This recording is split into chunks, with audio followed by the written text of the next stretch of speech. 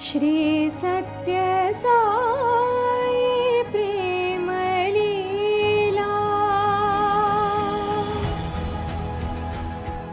ओम श्री साई राम। श्री सत्य साई प्रेम लीला 96 years of supreme love। भगवान को मनुष्य के भूत, वर्तमान और भविष्य के बारे में पता होता है और भक्तों की रक्षा कर, उन्हें मार्गदर्शन कर, उनके जीवन का उद्देश्य पूर्ण करने के लिए मदद करते हैं। मनुष्य जन्म प्रदान करने वाले वही है और उसे संवारने वाले भी भगवान स्वयं है। संकट मोचन भगवान अपने भक्तों के रक्षण के लिए योग्य समय पर दौड़े चले आते हैं, उसका जीवन सफल बनाते हैं। आइए सुनते हैं एक युवक की कहानी जो अपने रास्ते से भटक गया था, लेकिन करुणामयी साई माँ ने उसे सही राह दिखाई।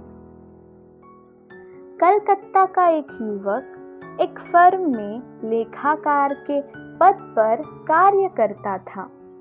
उसकी माँ साई भक्त थी, जबकि उसकी साई बाबा के प्रति कोई श्रद्धा न थी। इत्तिफाकन उसके मालिकों ने उस पर धन में हेरा फेरी का आरोप लगाया। उसने इसको बहुत बड़ी बदनामी समझा, जिससे बचने के लिए वह आत्महत्या पर आमादा था। माता को अपने बेटे की यह दशा देखी न गई और उसने अपने एकमात्र आधार बाबा को पत्र लिखकर अपनी सारी व्यथा का वर्णन किया। परंतु बेचारी को पता न था कि पत्र को स्वामी तक कैसे पहुंचाए। इसीलिए उन्होंने अपने घर में बाबा के चित्र के पीछे यह पत्र रख दिया। इस बीच युवक को अपना दुख असह्य लगा और वह जीवन का अंत करने के लिए गंगा नदी के पुल पर पहुंच गया।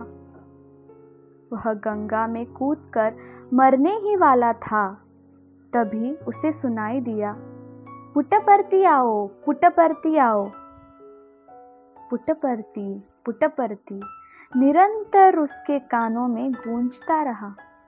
फलतः उसने आत्महत्या का विचार छोड़ दिया तथा पुट्टपर्ती जाने का मन बनाया। रेलवे स्टेशन जाकर उसने बेंगलोर जाने का टिकट खरीदा। रेलगाड़ी से जब वह सफर कर रहा था तो उसको पहियों की धड़ाधड़ आवाज में भी पुट्टपर्ती पुट्टपर्ती आवाज ही सुनाई पड़ रही थी। गाड़ी के तेजी से चलते हुए उसके कानों में भी यह शब्द भी उतनी ही तेजी से गूंजने लगता था। बेंगलोर पहुंचने पर वह पेनुकोंडा के लिए रेल का टिकट खरीदने बुकिंग खिड़की पर पहुंचा। उस समय पेनुकोंडा से पुट्टपर्ती की यात्रा पैदल करनी पड़ती थी। खिड़की पर बैठे रेल कर्मचारी को मालूम था कि पेनुकोंडा का टिकट जो लेता है वह स्वामी के दर्शन के लिए पुट्टपर्ती जाना चाहता है। इस कर्मचारी ने युवक से भी पूछा, क्या आप स्वामी के दर्शन के लिए जा रहे हैं? युवक के हामी भरने पर रेल कर्मचारी ने उसे बताया कि बाबा तो आजकल यहाँ बेंगलुरु में व्हाइटफील्ड में ही मौजूद है, इसीलिए पुट्टपर्ती जाने की क्या जरूरत। लेकिन युवक के कानों में पुट्टपर्ती पुट्टपर्ती की गूंज बरकरार थी और अब वह उसे और भी स्पष्टतः सुन रहा था। इसीलिए उसने फिर भी पेनुकोंडा तक का टिकट खरीद लिया। पेनुकोंडा से पुट्टपर्ती की कई मील की पैदल यात्रा के दौरान भी उसके कानों में यह गूंज आती रही। अपने कदम आगे बढ़ाने के साथ ही उसे पुट्टपर्ती पुट्टपर्ती सुनाई देने लगा था। चुनाचे मंजिल पर पहुंचने तक इस गूंज ने युवक का कभी साथ नहीं छोड़ा। इस तरह 8 बजे रात वह पुट्टपर्ती पहुंच ही गया। वहां उसको बताया गया कि स्वामी उससे 1 घंटा पहले ही वहां पहुंचे थे। उस समय वृंदावन व्हाइटफील्ड में ग्रीष्मकालीन पाठ्यक्रम शुरू होने को था। बाबा उस दौरान पूरे समय वृंदावन में ही रहते हैं। फिर भी वे पुट्टपर्ती लौट आए थे। इसकी वजह का किसी को भी पता नहीं था।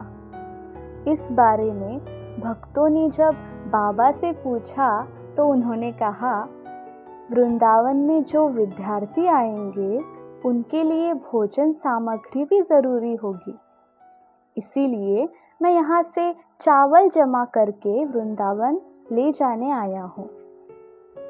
अगले दिन सुबह दर्शन सभा में बाबा इस युवक के सामने आए और कहने लगे, ए कलकत्ता, अंदर चलो। साक्षात्कार के दौरान स्वामी ने उस पर लगाए आरोप का जिक्र किया तथा सलाह दी कि वह चिंता न करे।